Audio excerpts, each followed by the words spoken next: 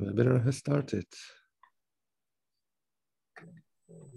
Jsem přijdou. Pokecáme česky, jak mají na začátku. A here we go. Here we go. First attendee. So how much time do you want to give people to join, Jan? I usually give, since we have a poll, we can give them, I would say, around 5 minutes, because if I'm recording, there is a poll at this that you created. Point. So I will share this slide, and we have the poll. I mean, obviously, if you have some questions in advance, you are welcome to ask either in chat or through the poll. But we have this poll question: how much do you like integrating third-party APIs? So I'm eager to know your stance on that, because that's what we will be talking about today.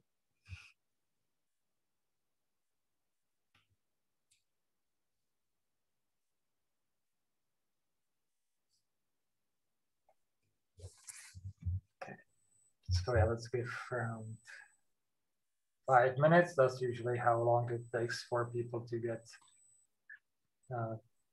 to the talk, to sort out their technical issues with Zoom to join in. We had a speaker yesterday who had really extreme troubles getting in. So I see we have Milan here as well. Welcome.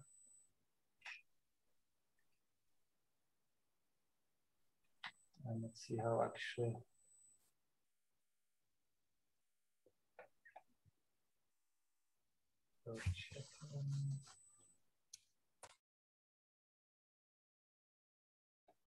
Okay, so finally people getting in.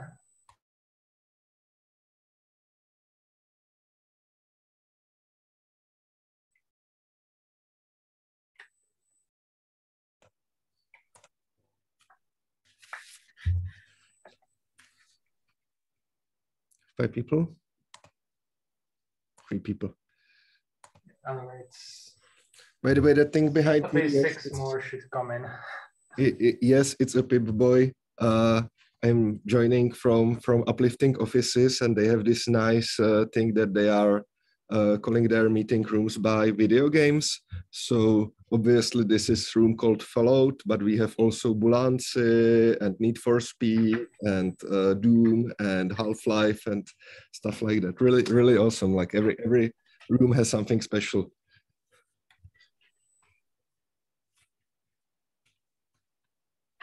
Okay. Hi, King, welcome. Nice to see you again.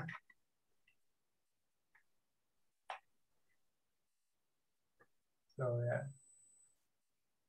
expecting 2 more people to. Hi, Knarik. Show up, and as usual, there is going to be about 200 people who are going to watch this eventually later on from recording. Okay, no stress at all. Yeah, well, we make it too easy. I think for next year we might just decide, okay, you have to watch it live, or like kind of be live, and if not, then we are going to have a long delay before we release the video or something like that to motivate people to show up. That's something which usually works because like at the time when you release the videos, it's the content is pretty much outdated, right? Yeah. It depends, there are some things that are ageless, like we had yesterday talk about security. That's always a very popular topic. Scaling, that's another big one. So, it depends on the topic. I kind of hope that, in a month or so, that what we're talking about here is going to be outdated, because we'll have even better ways how to do this. So yeah. So, I mean, 2 more minutes before we start. Let's see what the poll is saying so far. So reminder, everybody, on the Pathable platform, above the chat, there is also a tab called polls. So click on that. There is a There is a poll that you can answer.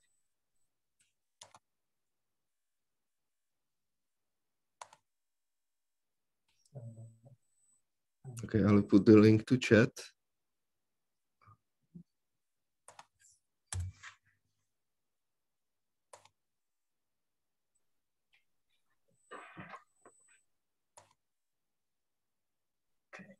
Oh, did I share it with just hosts and panelists? I need to share it with everyone, right? Yeah. Okay. In case you close the windows, so you can go back. But okay. Yeah, polls are there, and they are getting 3 votes so far, so good. So I think we can start. Yeah, let's get the show rolling. All right, so I'll resume sharing here. Should be visible. All right. Thank you for joining us for this talk, and I hope, okay. Sorry, one more thing. Let me just share the screen again so you don't see the black bar. Okay, now it disappeared. Okay, so thanks everyone for joining us. First, I will introduce myself. Jan will introduce himself. So something quickly about me. I am, well, by trade, I'm a full stack web developer doing this, say, for more 10 years. When I started, there weren't really like full stack or front end or back end. We were just all called webmasters. Then I'm old.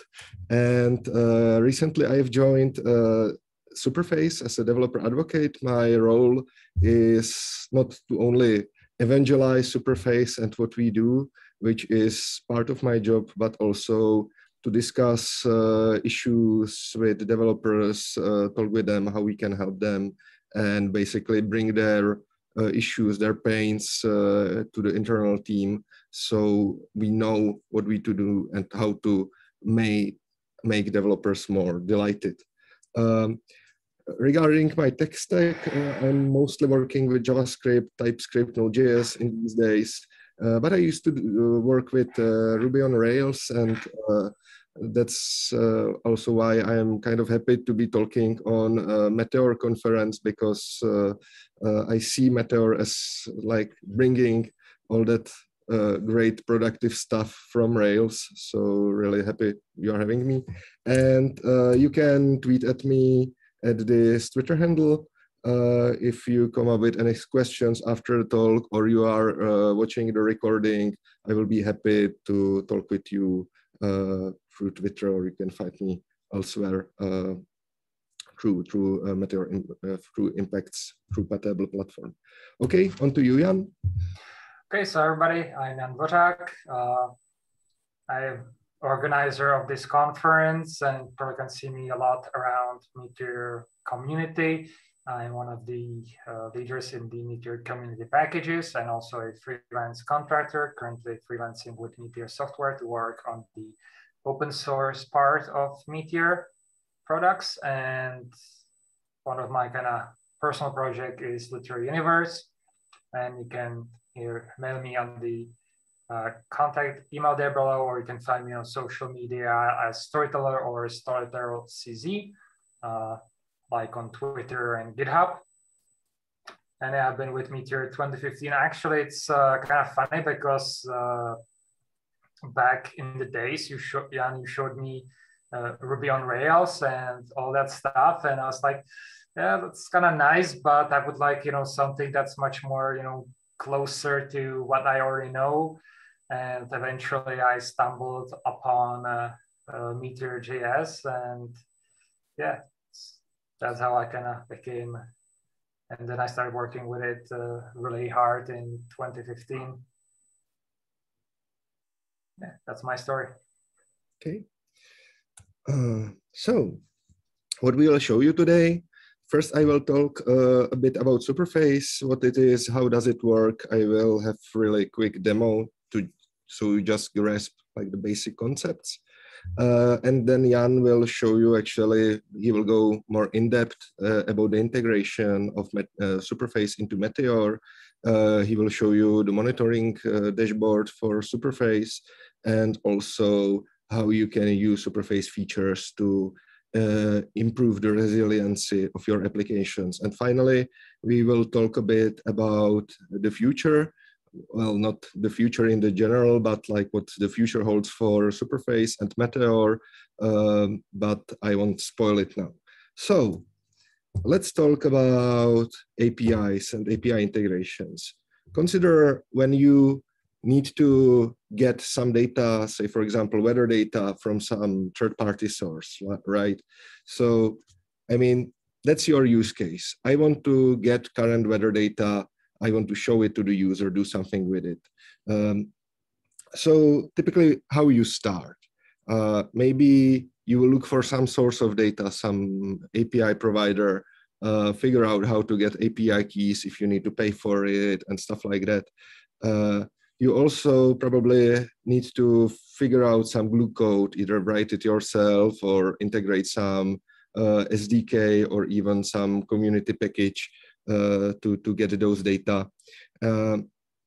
So this thing, like looking for some API, writing some glue code, it can get tired really quickly, especially if you are dealing with a lot of integrations. I mean, once and twice, you hope it works, but this is like 10 integrations or more.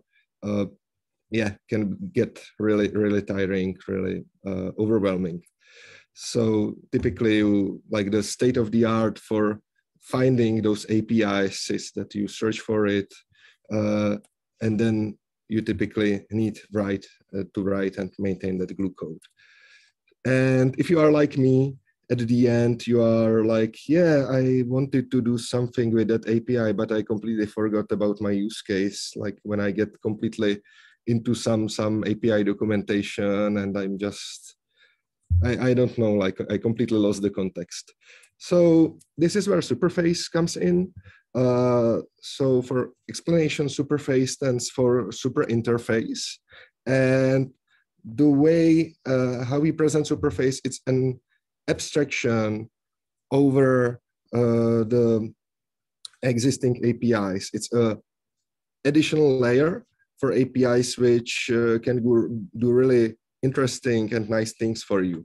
So let's see our scenario again, that I want to show current weather. I want to get some weather data.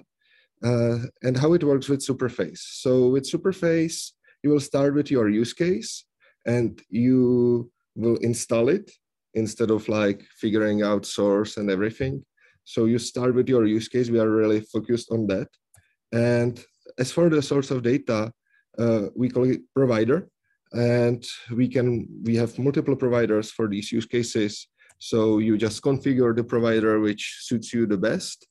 And as for the glue code, well, you don't really need to care about it because that's handled by us, and you can just like focus on your application, on your code, and don't need to deal with a lot of stuff which comes normally with third-party API integrations. So I will do a really quick demo here.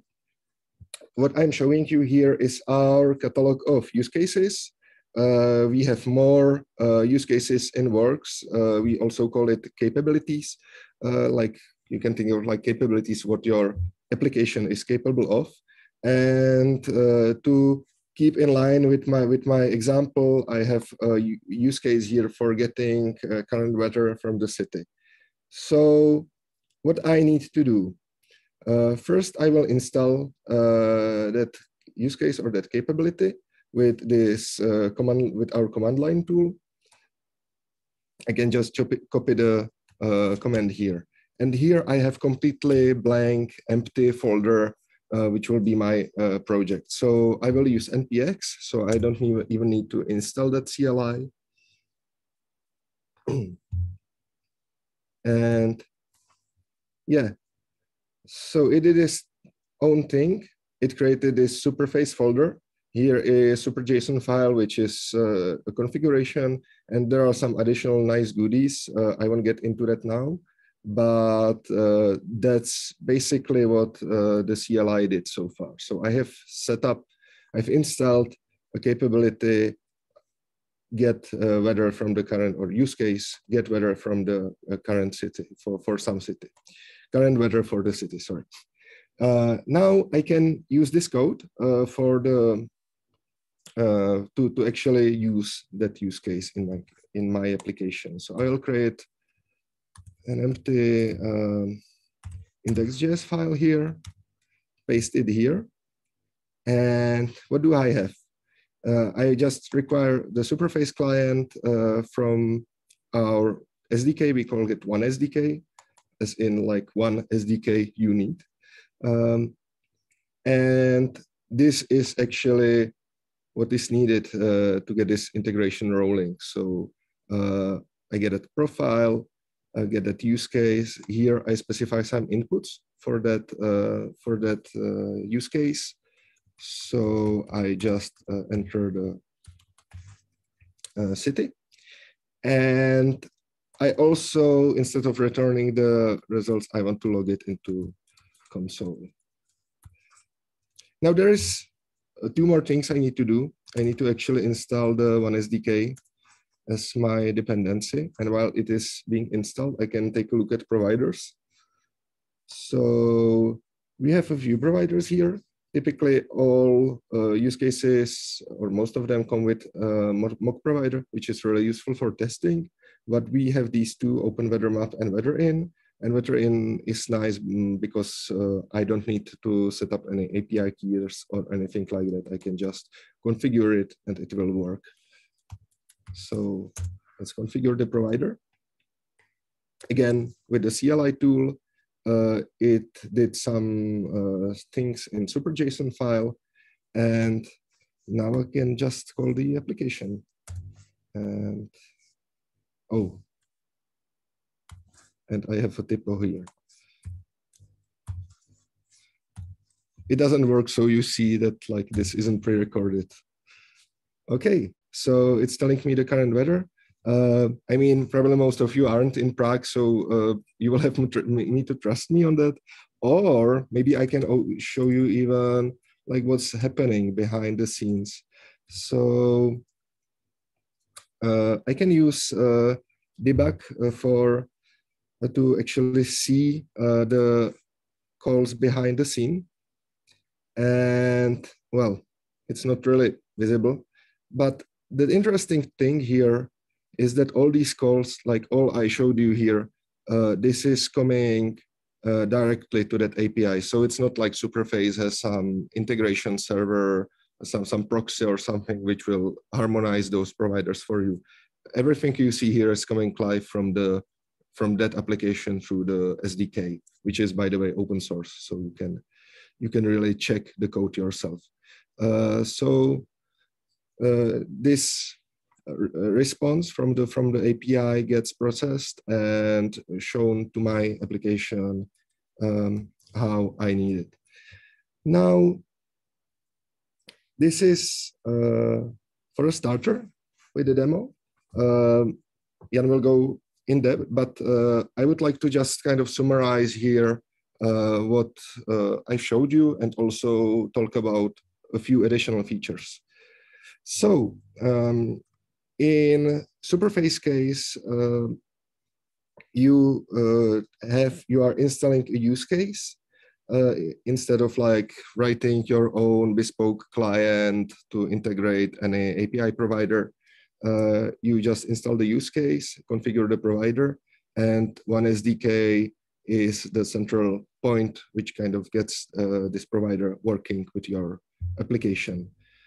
Now, what happens, sometimes it happens, is that the provider has an outage, right? So think about in your application, how hard is it to switch to different provider, for example, for sending emails or basically replacing some functionality which could be provided by someone else, but you are not thinking about or not considering that the provider could have an outage. So if your provider is hard-coded into your application, it's usually really messy to add some extra providers to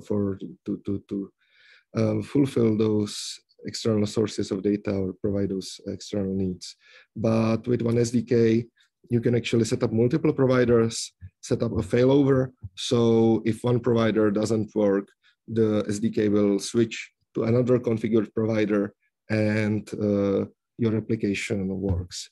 Jan will actually show you this live in his demo.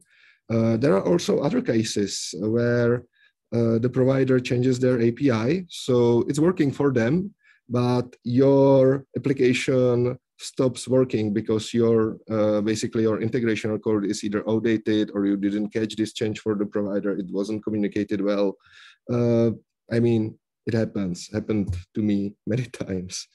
And I've even heard about some cases where providers deliberately change their APIs, either because they are so complex that like it's hard for the developers to keep track, or they even kind of want to are not really happy about third-party integrations, so they are not so really keen on keeping things stable and working all the time.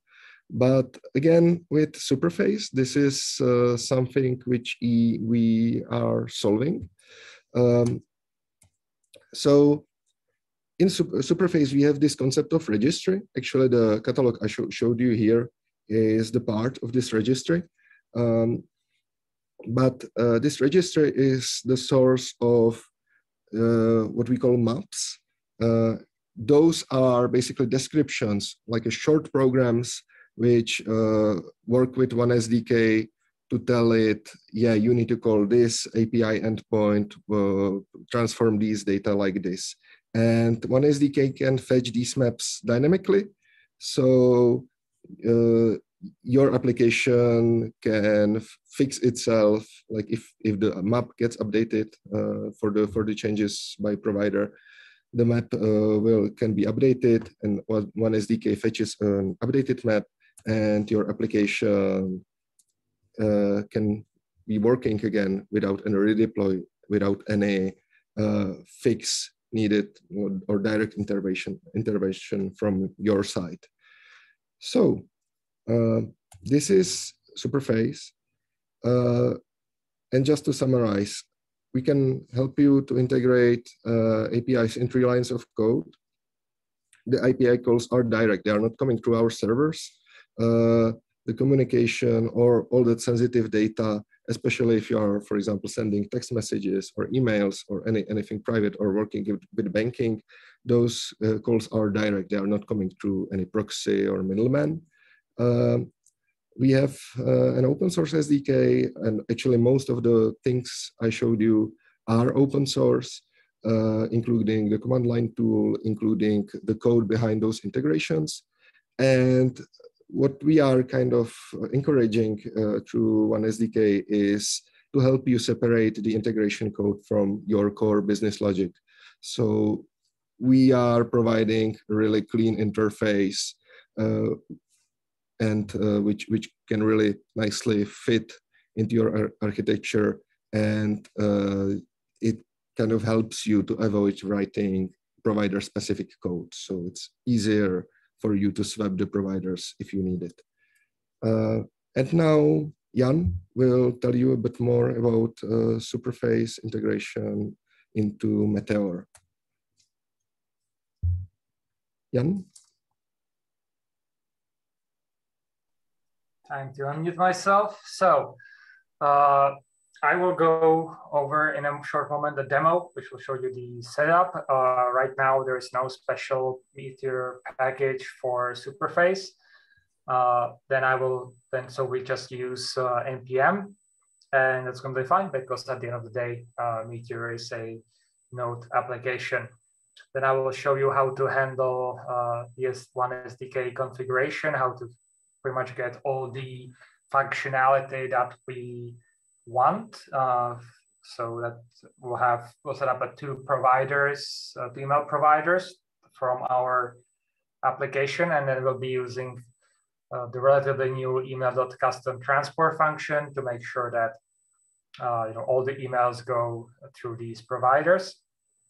And we'll look on the integration, the dashboard from Superface, and how to see what's going to happen if something goes wrong, how it's going to show us, and all that nice stuff.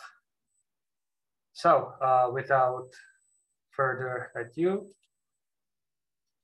let me share my screen. So probably this one. Yes. So first things first, I have this Meteor application, which I have probably showed before, but it's only, so let me just run it. So to kind of show you what it's all about. And this, the only thing that's kind of special about this application is that we are using accounts passwordless. That's kind of the shortest and most easiest way how to quickly showcase how to send emails without us saying have to like create a new form or anything like that. So this is the application, super straightforward. There is some ranking for your personal values. We do not care at this moment about that. But here in the sign-in, we have an email for passwordless. So we can also create accounts. And we want these emails to go to our providers because right now we don't have anything set up, so it would not go anywhere. So first things first, we'll start with installing the Superface 1 SDK. As we normally do, meteor npmi /safe superface AI/1 SDK. So, oops, did I make a? Oh, you need a @ I think. Oh yeah, add Superface. Yeah. I am too happy in Meteor with how namespaces operate there and not this crazy npm thing. So that was hopefully our only sacrifice to the god of live demos. So now we have 1 SDK installed. If we go over here, we see that we have the Superface folder and everything else is just happy. So let's go, and here is my dashboard. You can see I have some projects trying this out. Let's create a new projects, and how shall we call it? Meteor Superface Impact. Done. So I have this nice, you notice that creates for me here this, should I call it token? We'll come back to that later. So now we have project ready. Let's select then let's go to the dashboard. Sorry, not catalog. And of course you want to send email. So one step at a time. I'm kind of famous for just skipping steps and going forward and then wondering why nothing is working. So I've copied here using the CLI with npx, so I don't have to install anything. And that's going to install the capability to send emails in just a moment. So, and it tells me that I have no profiles installed. So let's change that. And let's get SendGrid and Postmark ready. So first install Postmark as a capability. Actually, it's a provider capability. Oh, sorry, provider. I mix those but words. you are actually missing the profile. So you need to first install the profile on the first page. Use capability. Yeah. So capability. Oh, we got that. So Good. there's too many things down here. So it was already done. So capability is now installed. It says no profiles. What the hell? That's when this happens. Okay, so yep, apparently, is it possible that you have Superface folder in there? Yes, we have, let's take a look again. So we have the Superface folder right here. We have the super JSON. That's where this thing is supposed to go. So preferably, please remove that folder. Let's then give it a try again. And I'm thinking. Okay, now we go. So. Okay. That's fine. So we have that ready. We have the profile. Let's just take a look at the super JSON. Here we go, profile, send email. And now we go to the capabilities and install the capability. Oops, looks like we have the same issue here. So let's double check if anything happened here. What is it? Validation. Okay, so I have a fix for you. Sorry, apparently what happened here is that our colleagues pushed a beta version as a latest version on NPM. So I am deeply sorry about that because we were rehearsing this multiple times, but I will be honest with you, we are in a private beta and we are still kind of dealing with these kinds of issues. So what I propose here as a fix is for you, Jan, to install a older version of the CLI. So you can do just like 0.26. Oh, I see it. There is beta here. If I just get rid of the beta. So you can change it to 40, version 40, I think is the stable one. That will get us, that should get us back on track. But it might be because yeah, it's just a tag issue. That happens sometimes to me as well. And publishing, it's actually, I see that they have version 43 here, so I'm not sure what's happening here, but the 40 should be. Might be issue with tag that sometimes happens on NPM. So let's give this another shot. One more try. You will probably need to delete that Superface folder as well, and again the install profile. Sorry about that. No problem. Thankfully, these things are super quick, so it's not a.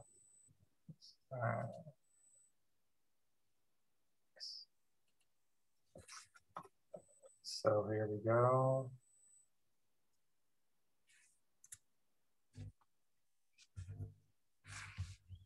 Okay. Here we have Superface back in here. And let's see if it works with the.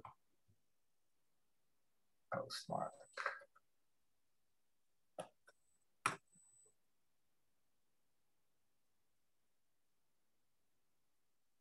No, still nothing. So one more thing about the CLI. Try installing npm.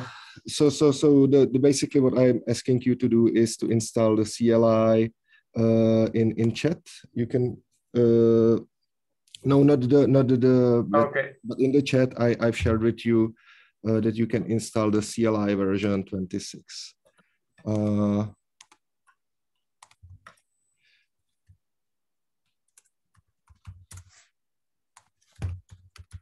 So let's get this rolling.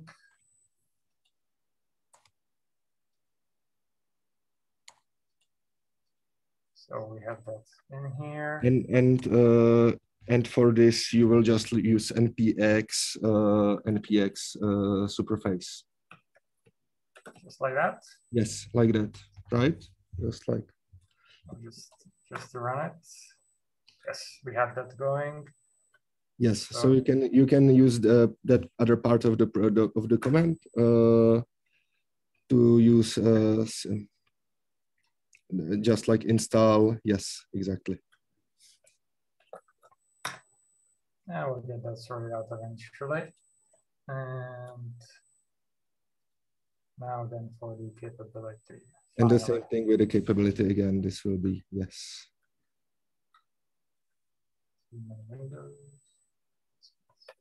And it's going to be configured. And this does, okay, that works. Yes. So this is why you aren't supposed to use beta versions, but apparently my colleagues need to be kind of reminded this lesson. There we go. So now we have Postmark and SendGrid all set up. So if we look here, we have the providers here ready. And as you can see, they're awaiting keys, Postmark API keys and SendGrid token and all that stuff, which we have prepared ahead of time. But first, before we get there, I remember, Jan, you had last time I was actually at your demos. You had, can we? I suggest can we first look at like how you integrate it before we get into that failover thingy? Okay, so let's get started on that part. So if any of you have read my article about integrating with Superface, then you will remember that there's a lot of that the biggest issue that we face is how will we pass the environment variables to Superface. So that will be our kind of first thing that we start with. And as we talked with Jan, we kind of came that the easiest way is just to do process.env and then whatever we want to put in. So let's start with the Superface SDK token. And because that's, we go to our dashboard here and we just get the token itself, put it in here and let's get rid of these. Just check that it's as we want it. And now we can also put in our Postmark and SendGrid tokens. I'm going to do a bit of a cheating here. I have those tokens in my Meteor settings. So that's how it's working very nice. And I'm going to, for sanity of those providers, make sure that I am sending it from my spam email, which I have validated that it's a real thing. So that's the email from. So how do we get started? So we have already the email package because we have accounts base. So we import email from Meteor email, and we are happy campers. And now we have to set up our custom transport. So email.custom, what was it? Custom transport, which is a hook that will give us data. And I don't really care right now about TypeScript errors, but we can, change those data to make sure that we are getting what we want. And now we need to, our next step is going to be creating the actual function. Since it's async await, we need to wrap it in wrap async. And then we do async. We'll get data, we'll have to also get callback. So now it's going to finish. And we can, well, we are checking earlier the data. And then we'll do try with a catch for errors. And we just do the callback here for errors so that it gets back to the client. And now we go to getting Superface. So let's import Superface client from a Superface AI/1 SDK. We instantiate our client. Let's call it Superface client here. And it's going to be our new client. And now we can, if we go back to the catalog for sent email, let's take a look what we have here. So it wants us to get the profile.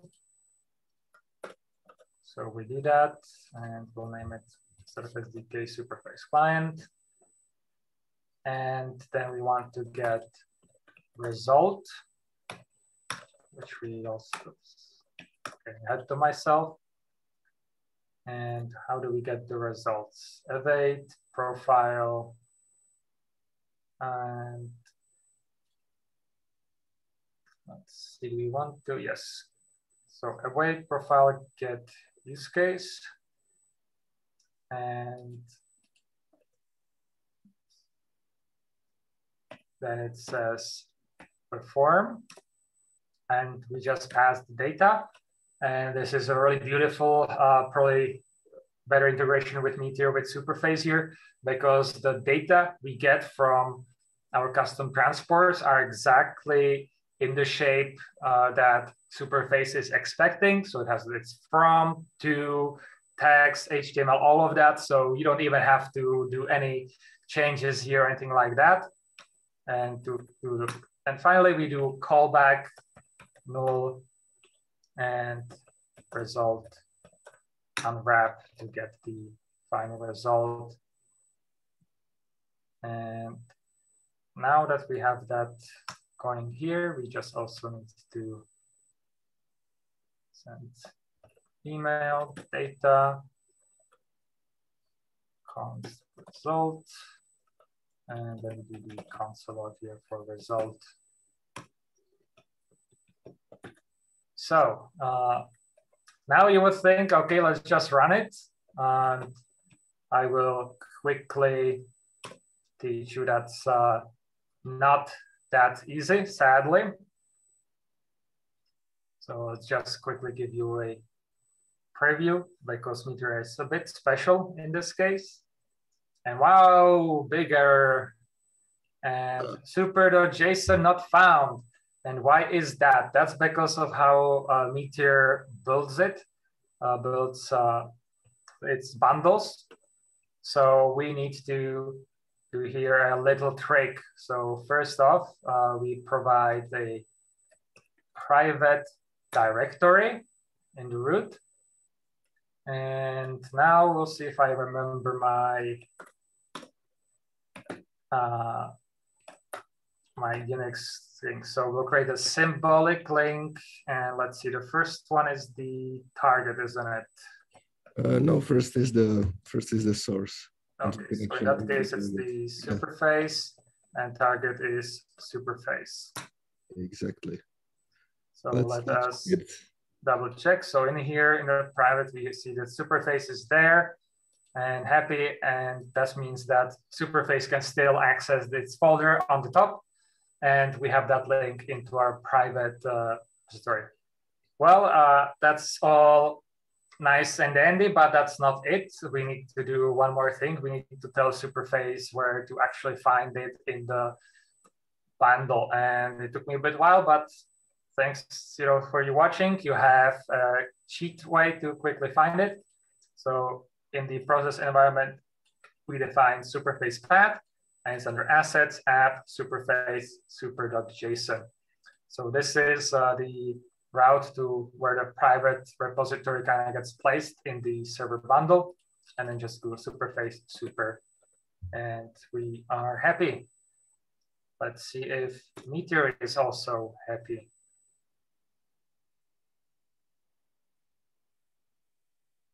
Okay, so it's building over the legacy bundle. And let us switch. Oh, settings file found. That's strange. That one is Superface, right? Yeah, no, that's me. That's where I put it. Settings. Let's see.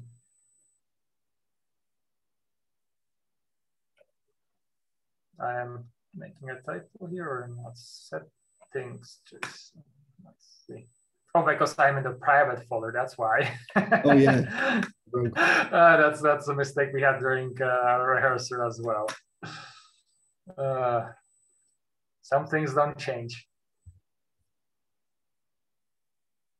So let's see if we are all happy campers. Localhost 3000. Let's refresh as well, just to make absolutely sure we are working on this fine. So create an account. And let's be that. Maybe it's confusing, but I'll create a email account with the where I'm actually sending all of those as well. So create account. And what do we see happening here? So we see here, this is the data we are sending off to Superface. So that's all our to, from, subject, text, HTML, and then we get back message ID. And this is from Meteor. It tells us, or that's the login token, or I can just get here this nice number, put the code in, and voila, I'm logged in. But the big question is, did you receive the email? So that's a good question. Let me get my email messages, and whoop, as you might have heard, there was, or probably not, because so this is from my earlier test, and this is from the ones right now. So yeah, that's the email I received. So let's leave this on the site over here. Let's sign out, and again, let's log in. Boom, it got sent. Now it has to go through the intrawebs and then get it on my slow server. And here we go. Let's put that in. And it's working. Beautiful. So, and now we promise you to kind of check out what happens when things are not working. So what I have open here is these are my host settings. So you can see I have prepared here for SendGrid. So let's just make sure that SendGrid sends everything to my local host. Also, Jan, please make sure that SendGrid is set up as the first provider. Yeah, so yeah, I do believe that's the first provider. We can check it, but before that, as Jan, as you mentioned, not talking about the confusion with our names, we need to do some setting up with that's right. failover. So this also isn't. I mean, this is still a bit rocky, but we need to do some additions to SuperJSON. But basically, we plan to introduce this in the CLI. So what happens is that when you install a provider for the same profile, for the same use case, is that it's usually for a reason, right? So when you So for example, if you have two email providers, it means that you probably want to either to explicitly send those emails. Sorry, and you need to do one more thing. In priority down there, you need to set SendGrid as the first because you blocked out their servers. So SendGrid should be first in that array. So priority specifies which provider will be used as the first, and then it will fail over to another provider. And you also need to enable the retry policy. sorry, no, retry policy you already did, so you need to default send policy, prime policy, enable provider failover. In the defaults, yes, I see it here. Let me just defaults copy that. Provide. Sorry, I don't see provider failover is the snippet. Yes, precisely. So here we go. So this, yeah, when I first did this was done automatically for me, and my understanding is right now we are just improving that and it's not at every level. We are planning to introduce basically an interactive install, which will prompt you about, yeah, looks like you are adding a new provider. Do you want to set up a failover? And of course, we will add more retry policy. So circuit breaker, if you are not familiar with that, it's very common. Basically, how circuit breaker works is that it will disable any connection to that provider for some time, which you can specify. So if it sees it's failing, it will just say, okay, so this one is dead, let's move on to the next one. And after some time, it will retry that provider again. So yeah, you can see actually that SendGrid isn't working from Jan's perspective because it's routing to localhost. And let's see, we have let's see if so there is some issue with SuperJSON. Maybe did I put it in the wrong level? The defaults need to go under communications and email. Okay, so wrong level. That's easy to fix. That's precisely why we want to have this kind of interactive automatic for the user. All right, so let's refresh our app just to double make sure everything is working. So let's get our token. So it's sending again, and it took just a little bit longer to get that back token in. And let's see what's happening over here. So we have here our dashboard. So it's been sending message, and we see that SendGrid has failed us. So let's split it up, and Postmark is working just fine. Also, I'm not sure if Jan can show it, but this integration basically works through that Superface Sdk token, which we set up through the process environment variable. Since the dashboard knows about your application, yes, this thing, thank you. We can also notify you about these issues with the providers. So let me on the background, Jan is receiving emails that SendGrid doesn't work and the application switched to. Let me see if I can make this into a nice.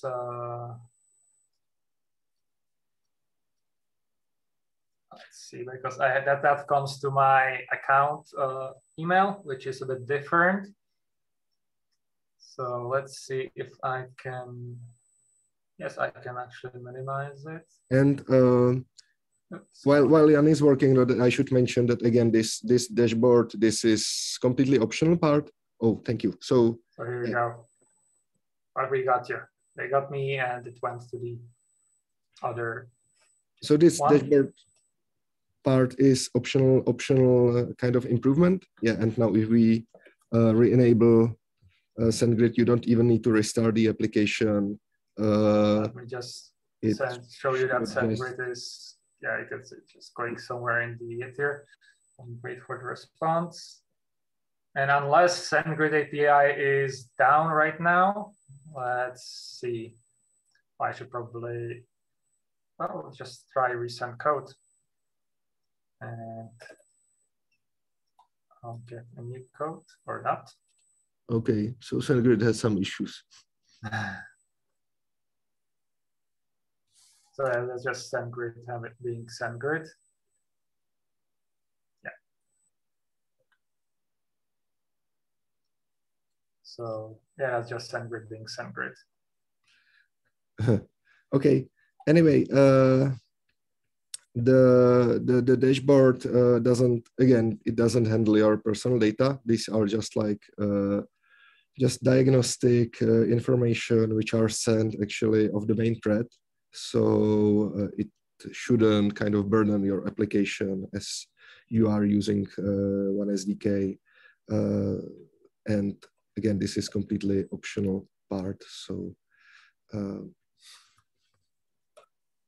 let me quick take this a little bit over here to look at my settings if everything put there is.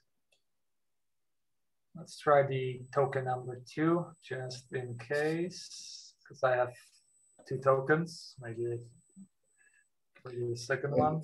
Since setting up providers is hard actually, and we know about it. We like the midterm plans for Superface is that the SDK will be also usable for managing your tokens. So basically, you will be able to provide those tokens through one SDK. Yeah. So it was just my bad token, and now we can see it goes to separate as well. Now you can actually see that the message ID has different format, but obviously you will also see in the dashboard that the perform was done with a different provider.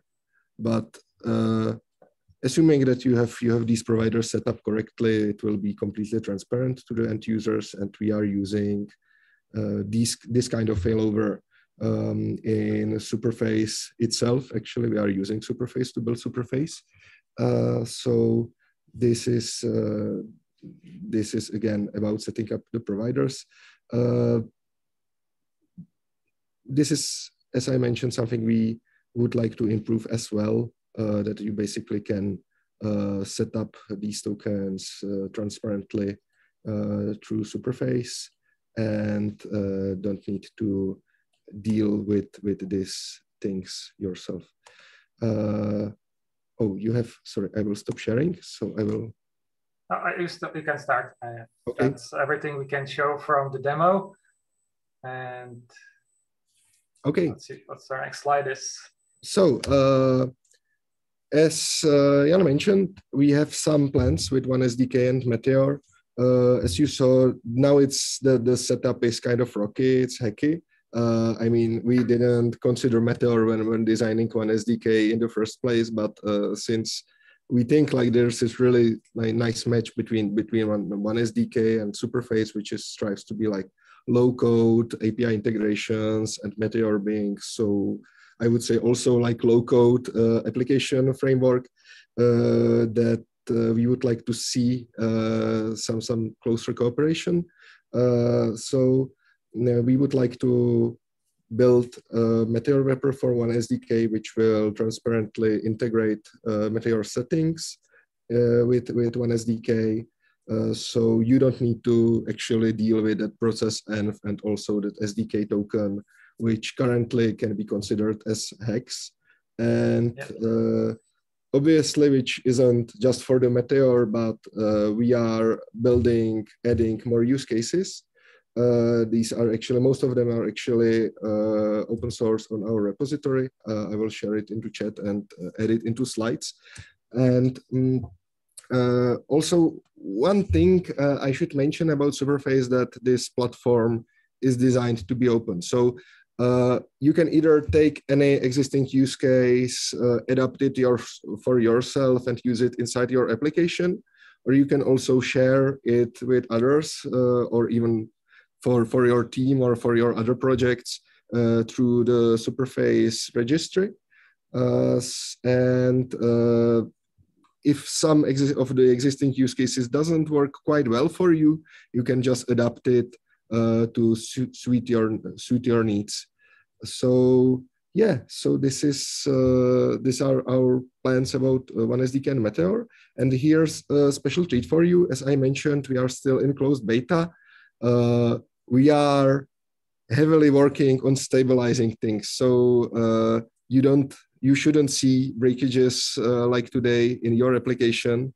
But this is a special sign up link for you. And this will get you through you don't need to go through the waiting list, but you can directly sign up with the platform and start playing with Superface today. And I'm not sure how much time we have. Yeah, we have just about time, but after this is if I remember my time correctly, let me check what we have after this quickly. But worst case, there is, I think there's my session after, so we can go a bit over time. Yes, my session, so we can go over time. And then at 4 o'clock, there is a theatre, so anybody can come in and ask more question. I'll be there definitely. I'm not sure if you will manage that, but it's up to you. I would, thank you to you, Jan, for introducing me to this. As you mentioned, I really think there is a really nice overlap between Meteor and Superface, and we'll be doing a package to make it super easy, so that the only thing that you do is you npm install Superface and then the Meteor package, or maybe just the Meteor package, and everything else is going to be done for you. And in the settings, the only thing that you'll do is just provide your API keys. You have probably seen some of that work already getting integrated into Meteor with settings to configuration with the latest accounts. So that's probably the first where we will start, and then we'll do some amazing things. I'll be also writing a couple more articles about this as things progress. So check my dev2 for that, and I'll also be posting about this in the forums. Okay, so looks like there are no questions. Let me run through all the possible options where questions can be hiding just very quickly. I see we have some. Yeah, looks like Michael got the link working. Hopefully, I picked it myself. Just for the people who will be watching this later, how long will this link be working? I am pretty sure we will make it working indefinitely. We plan to actually open up soon. So by the time when you are watching this, it's pretty much that you don't need special link to sign up for Superface. Or maybe we will redirect this to the integration, but yeah, the link will be working. Awesome. Well, thank you very much for giving our attendees some goodies. Well, thank you. So here are some resources. We will share those slides with you after the session. And yeah, I think that's it. Okay, thank you very much. And off I go to my next presentation, and then I will be enjoying tea and hopefully with all of you here as well. All right, thank you. Take care. Bye. Bye-bye.